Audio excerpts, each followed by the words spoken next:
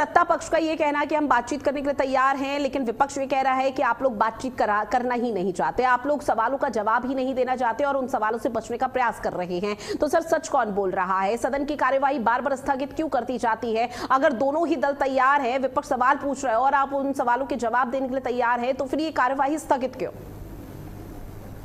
कि ऋतु जी, सीधा सीधा ये है, सरकार के तरफ से पार्लियामेंट्री अफेयर्स मिनिस्टर किरण रिजिजू ने प्रस्ताव रखा था कि हम नीट परीक्षा पे पूरी तरह चर्चा करने को तैयार है। हर तरीके के आप सवाल पूछिए, सरकार के तरफ से जो मंत्री है वो भी जवाब देंगे और सीनियर नेता भी जवाब देंगे। तो देखिए ऋतु जी, कैसा है, सड़क से संसद तक इनको अराजकता फैलानी है। जब संवाद की बात आती है तो ये टकराव पे जाते हैं। राहुल गांधी जी बार बार हमारे पे आरोप लगाते थे कि भाई आप मुझे संसद में बोलने नहीं देते, और जब बोलने का मौका आ रहा तो रास्ते पे राजनीति कर रहे हैं। और स्टूडेंट्स के भविष्य के साथ एक कॉम्पिटिटिव राजनीति चल रही है। एक तरफ है आम आदमी पार्टी, दूसरी तरफ है कांग्रेस पार्टी, बीच में समाजवादी पार्टी। कभी समाजवादी पार्टी आपके साथ रहती है, कभी कांग्रेस पार्टी के साथ रहती है। सरकार गंभीर है। सरकार ने नीट पेपर के जो लीक के आरोपी है सभी को दर दबोचा है, उनको कड़ी से कड़ी सजा होगी। 2024 में हमने कानून भी लाया था।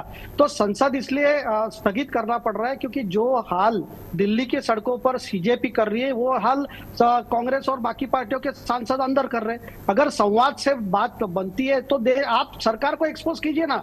आपको अगर संसद में बोलने का मौका मिल रहा है तो आप सरकार को एक्सपोज कीजिए। सरकार जवाब दे, ये देश के प्रति जवाब दे, विपक्षी पार्टी के प्रति जवाब दे। लेकिन ये जो टकराव की राजनीति है, सिर्फ नीट पेपर लीक पर सवाल का जवाब नहीं चाहता है। विपक्षी पार्टी ये भी अभी सवाल पूछ रही है आप लोगों से, जो उनको सवाल चाहिए, जवाब चाहिए, वो ये है कि जो अभी छात्रों पर लाठी भांजी गई थी दिल्ली पुलिस की तरफ से, उसको लेकर आप लोगों की तरफ से क्या स्टेटमेंट जारी किया जाता है? देखिए ऋतु जी, आपने भी कई वीडियो देखे होंगे। आपकी सहयोगी पत्रकार, महिला हो चाहे पुरुष हो, चाहे जो पुलिस वाले हो, इनके ऊपर हमला किसने किया?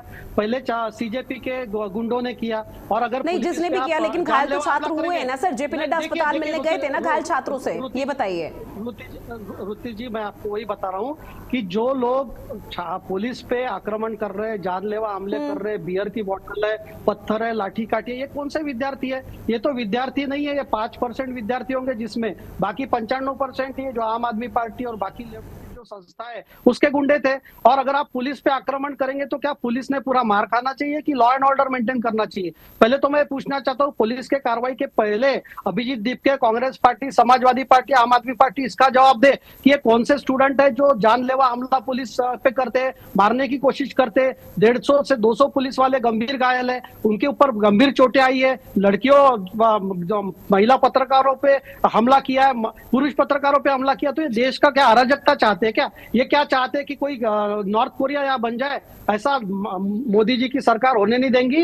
ये देश कानून से चलेगा। संसद में बहस करो, संसद में हम सवाल के जवाब देने को तैयार है। लेकिन आप अराजकता चाहते हैं, आप गुंडाई चाहते हैं, आप ब्लैकमेलिंग चाहते हैं, ये सरकार उसके सामने झुकेगी नहीं। हाँ, जो जवाबदेही सरकार की है उसके जवाब हम देने को पूरी तरह से तैयार है। लेकिन अराजकता संसद से सड़क तक फैलाने की ये पूरी कोशिश है। बांग्लादेश और नेपाल जैसे हालात बनाने की कोशिश है। ये नहीं चाहते कि लोकतंत्र इस देश में रहे, क्योंकि उनको पता है लोकतंत्र में बार बार हार रहे। तो कभी इलेक्शन कमीशन को ब्लेम करना, कभी सुप्रीम कोर्ट को ब्लेम करना, संवैधानिक संस्थाओं का विश्वास उड़ाना, यही सीजेपी आंदोलन का है। और मैं आपको बताता हूँ, इतने वीडियो आए, ये तो इस डीप स्टेट का काम हो सकता है। इसके पीछे कौन सी पार्टी, अभी इंक्वायरी आएगी, पुलिस इंक्वायरी करेगी, सबको आइडेंटिफाई किया जाएगा।